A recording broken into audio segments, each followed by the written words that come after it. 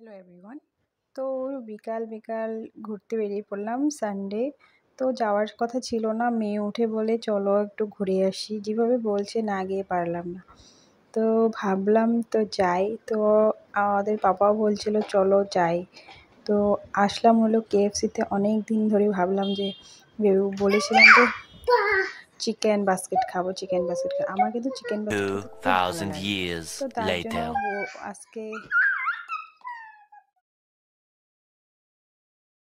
তো chicken basket খেতে চলে আসলাম। আর সাথে নিয়ে আসলাম আমার দেওরকে, পুচকি আর পুচকির পাপা।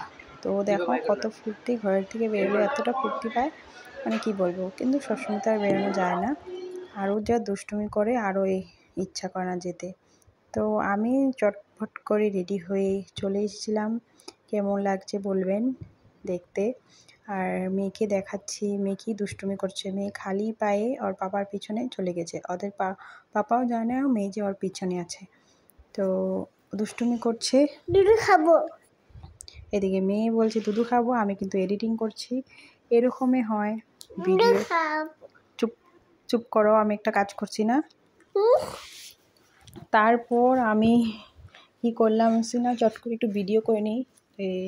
ওদের পাপা ওকে খুঁজে কি না, মুভমেন্টটা একটু করবো। ওদের পাপা কিন্তু একটু তাল হুঁশ কম, কিন্তু না, ওর মেয়েকে খুঁজে নিয়েছে। তো চলে এলো। তো ওদের পাপা নিয়ে আসলো।